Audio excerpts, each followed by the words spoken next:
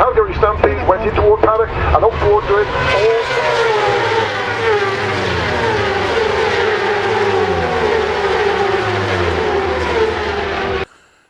Well, hello boys and girls, it's Suffolk Andy here, as you can see, right by the sea, the North Sea, and I'm at a little place called Shingle Street.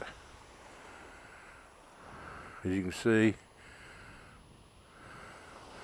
I'm basically on my own. There's nobody here at all.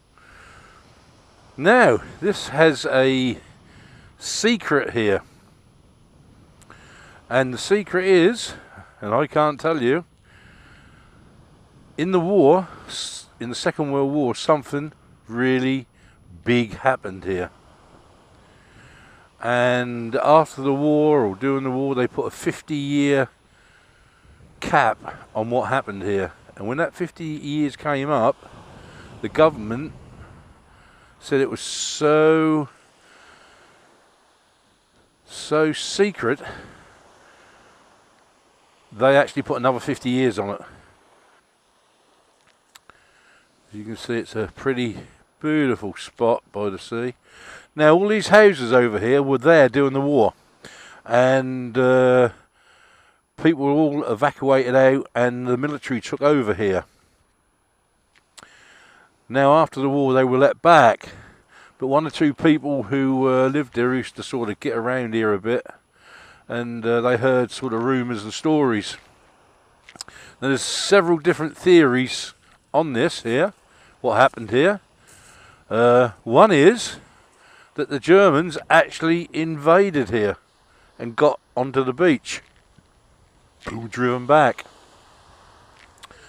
Didn't want that to come out because they didn't want people to, for morale and stuff like that the Germans actually landed here. I don't know how true it is because it's a secret. One of the other theories is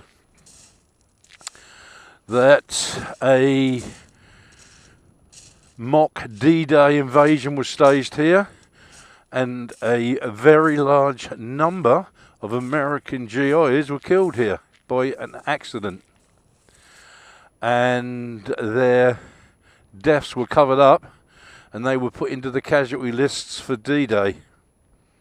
How true that is, I don't know. But nobody will ever know for another bloody 40 odd years. So that's the secret. If you look on the internet, you'll see loads and loads and loads of stuff about Shingle Street and what happened here and whatever. But the government have definitely put a cap on it.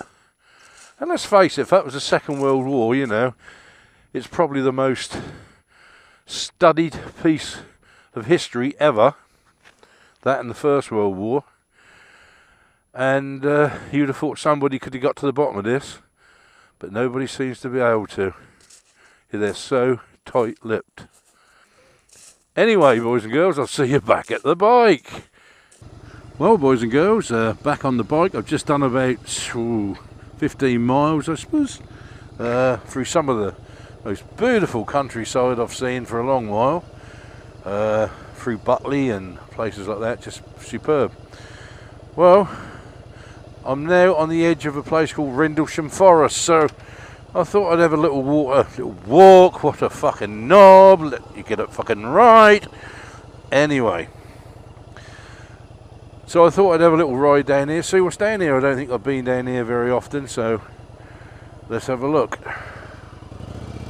Rendlesham Forest. Now I think we're on the edge of the old Bentwaters Air Base that used to be huge at one time. I think it's coming up here. I think this is the end of the runway, or the start of the runway. The old lights are still here, look. It's been closed now donkey's years. Probably, as you can see, all the old lights here. You can see the actual runway is further down there. Apparently it's one of the longest runways in Britain, and it sits there unused.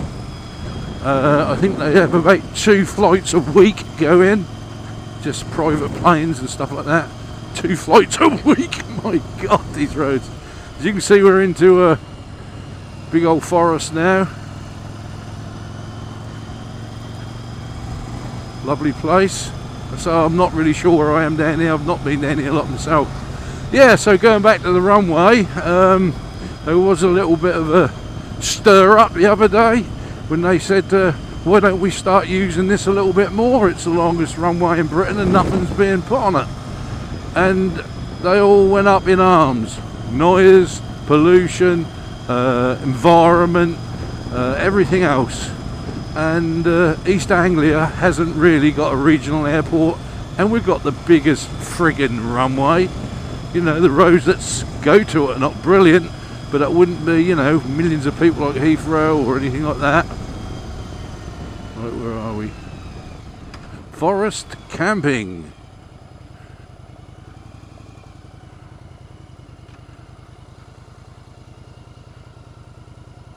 Pay and display parking.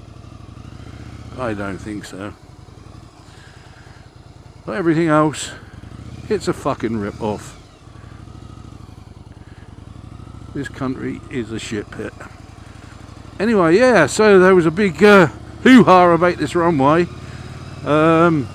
We haven't got a regional airport. We want to go abroad. We have to go bloody miles to Stansted or Heathrow or